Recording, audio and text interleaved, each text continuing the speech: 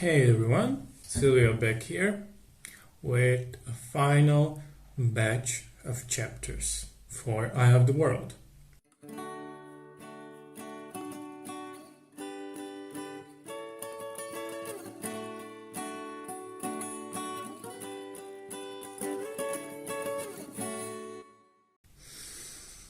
Whoa, that sure was something.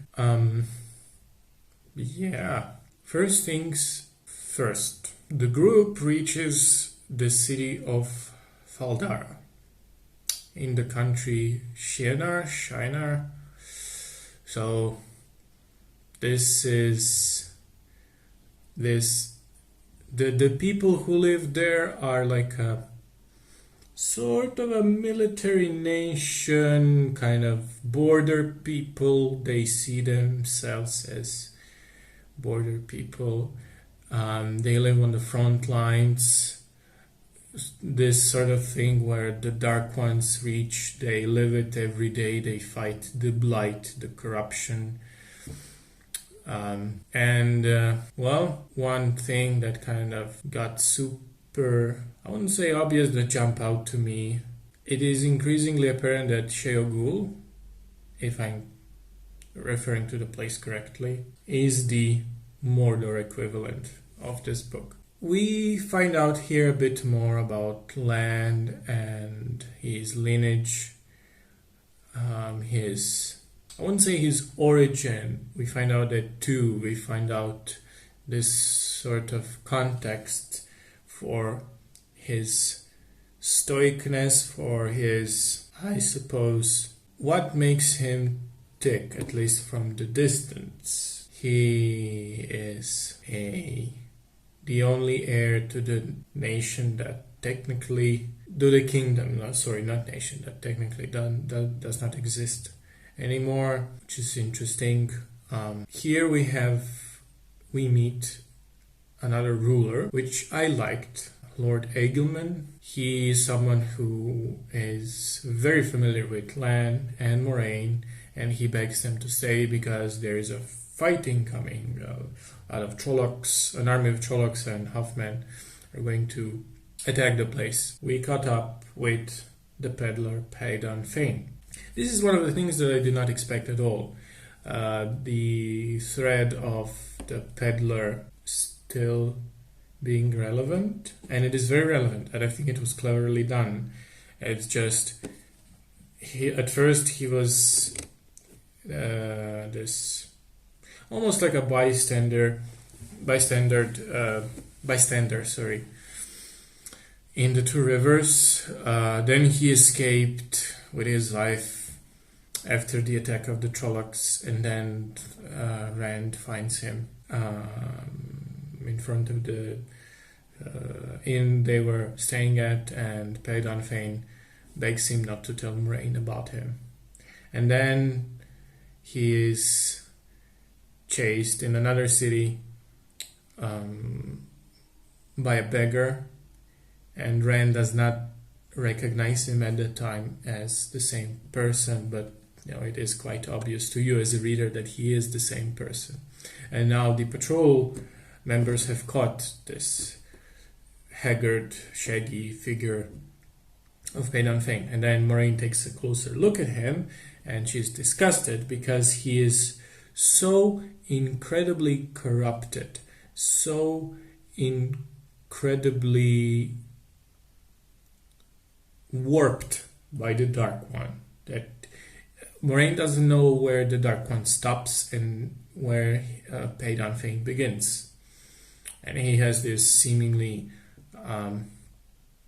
dual personality, conflicting personality thing going on. It's like, oh, please free me from this influence. And the second one, much more dominant one, goes, oh, you are, see, it's kind of a bit of a Gollum situation, I guess. But Gollum wasn't outright evil, but it's a different conversation entirely. So, the commander, Lord Egelman, begs Moraine and Lan to stay and contribute to the fight.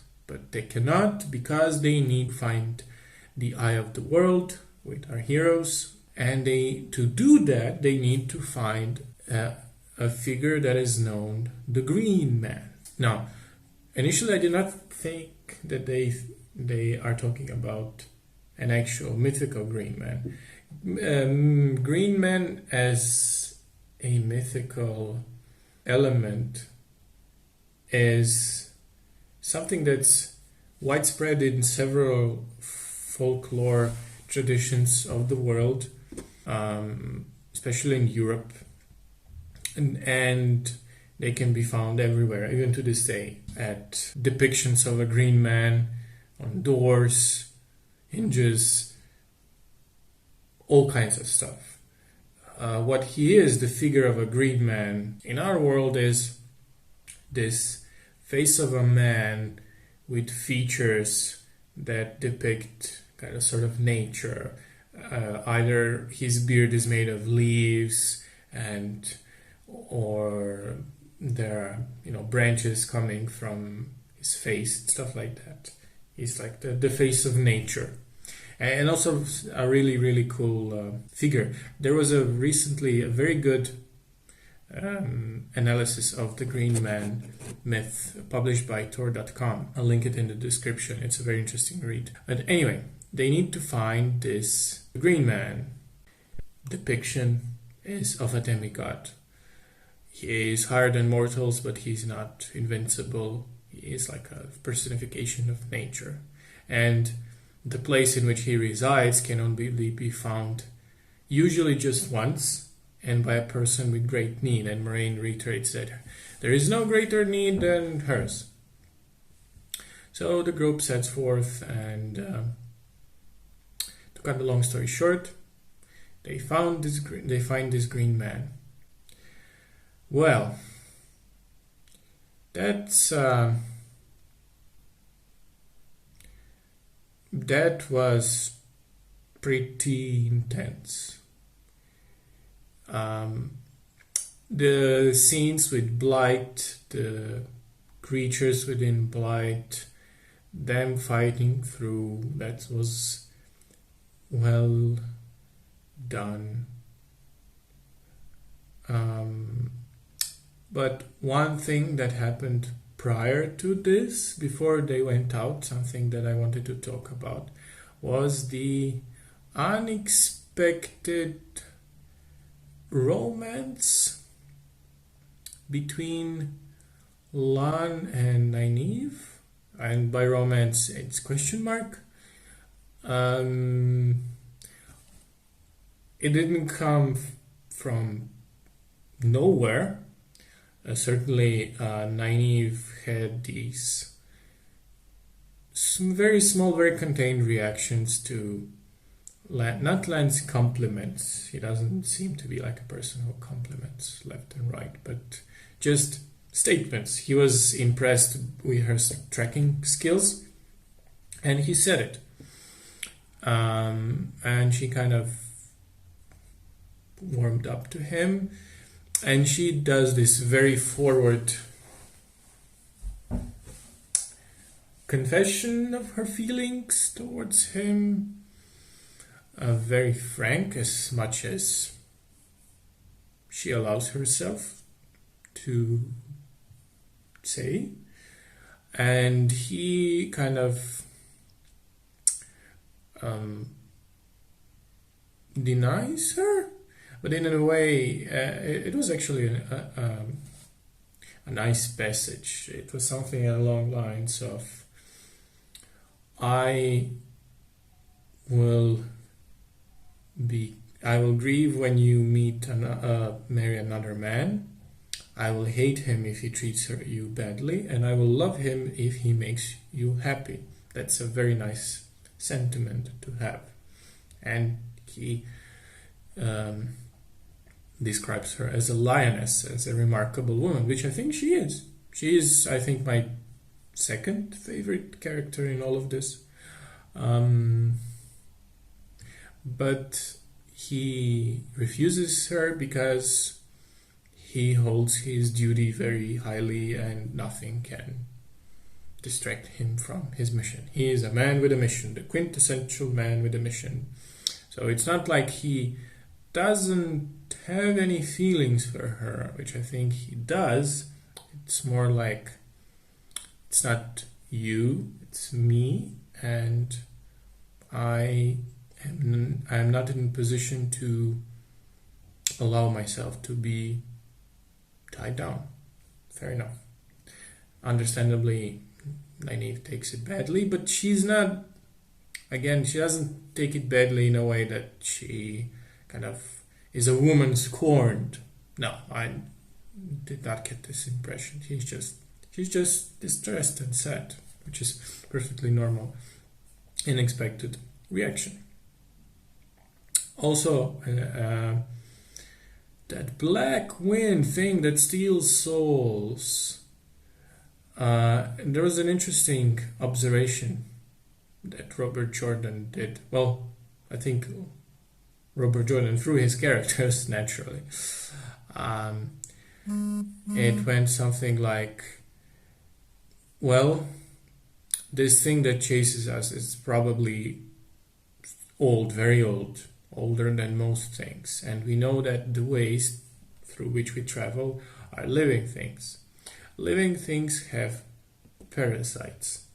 Maybe that's a parasite, a wound that formed in these ways, and now it's, attacking us. That was clever, I thought. Yeah. What happens next when they meet the Green Man? That was super intense. The hype, indeed, my friends, is real. Well, what can I say? We are in the world of Green Man. It did feel a bit out of the left field, the way it transitioned, but I guess his location is not always in the same place. But yeah,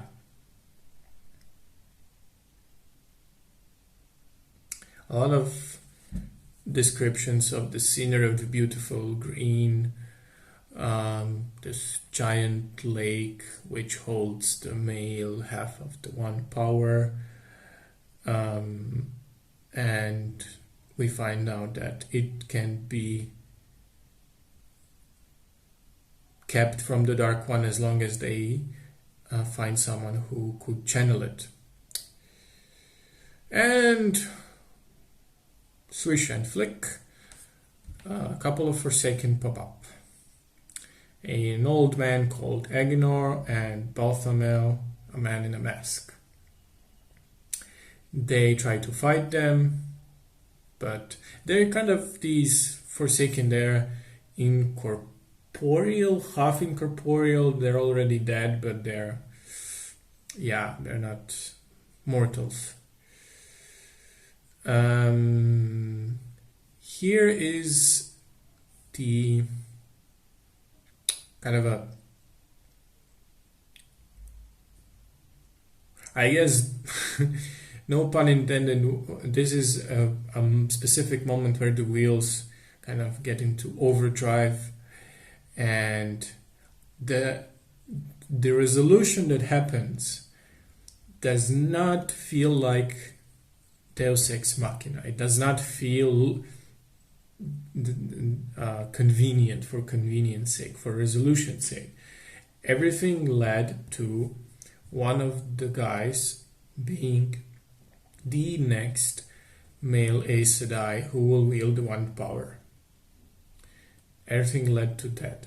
Now, how they arrived to this point, I think, was laid out well and really well thought out, because it's seemingly a fight that they cannot win against the two Forsaken. Moraine seemingly is defeated. and the group just starts running because Moraine attempts to buy them time. Rand runs away. He is separated from the others, and Aguinor corners him. And what I have to commend Robert Jordan for is the prose at this section. It kind of gets super LSD at that point, but in a good way. He sees these magical threads the way they were described. He manages to harness the power, and a lot of it was just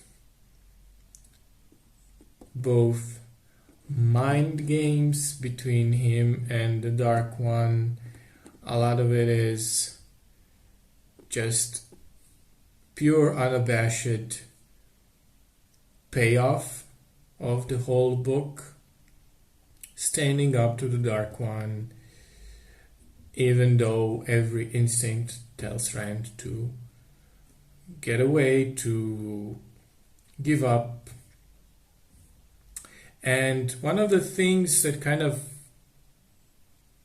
instantly popped into my head was, this did not feel like a setup for this whole book. Does not feel like a setup for a huge series. It did feel reasonably self-contained, because the setup that happens is very satisfying. So I don't know how the things will move on from there. I have a few ideas, but Rand, the character of Rand is much more, he's a different person essentially. He's still Rand, but he's a different person at the end of it. And I'm not sure how this is gonna affect the later books. Because, okay, Rand defeats the Dark One in a truly spectacular way. There's this very touching moment where the Dark One holds his mother's soul and he manages to set her free, and it was very touching. But then Rand wakes up back on the cliff and he's lost most of his memory. But that doesn't sound long. I was afraid of that, but thankfully Robert Jordan didn't do that. He didn't do the whole amnesia thing. So, and here comes more of the payoff. Rand goes to meet Moraine. She's hurt, but she's alive. She reveals to him that he can, well, he knows himself that that was one power, but she tells him that she had suspicions about him because of his horse. Bella, was it? Because at the time, many chapters ago, when she did kind of a healing of the horses, a restoration of the horses, she noticed that she did not have to do this on his horse, on Bella, because someone else did it already, and that was Rand subconsciously doing it. Now, I don't fully understand how was he able to do this without being close to the male part of the source. He was not tapping into it actively. Or maybe I'm just misunderstanding things. But yeah, explains the lightning bolt as well and everything else. So that was clever. We find out that one of the seals is broken, so it's not done exactly. Then they found Horn of Valir, which is a banner of Lewis Theron, so the heroes of the old can, return to protect the realm, and so forth and so on. Now, they get back to Elgamar. He sees Horn of Valir, this and that, and then one of the things that I really liked is how much of this book has been character driven and not plot driven, even the plot was well done. Rand finds out that he is the male Aes Sedai. He also knows that Aja can sort of magically lobotomize him, which would mean that, and there are, I have to commend Robert Jordan. He doesn't shy away from dark stuff, because the way Rand describes it, that even he heard stories of male Aes Sedai to be who were pacified this way by other female Aes Sedai, and the way he describes it is that these people, these men, lost the will to live because they were so brainwashed, lobotomized, so cut off from the part of themselves that they lost the will to live. And he does not want to end up like this, like the other ones. And Moraine, to her credit, does say that, again, the wheel weaves as the wheel wills, but I cannot teach you, but you do need some kind of training, or you need some kind of supervision, control. Hey everyone, Silvio back here with a final batch of chapters for I have to take his fate into his own hands, and he decides to leave. At the end of the book, he talks to Egwene, and he explains his decision to her, and to Egwene's credit, she seemingly understands it. She is super sad about this, but yeah, this was super satisfying as an ending. I think pretty much everything that was set up that I noticed got a payoff. Also, from now on, I'll call my apartment a steading. Yes, that's gonna happen. Thank you all for watching. My next video will be just a review of Eye of the World, a short review of Eye of the World. All of the things I liked, things I didn't like, things I noticed, and my predictions for the next book. Just kind of a digested short video about these are the things that I thought that will stay with me. I'm not too sure about this stuff, and so forth. So without further ado, fellow fans of the written word, thank you and bye-bye.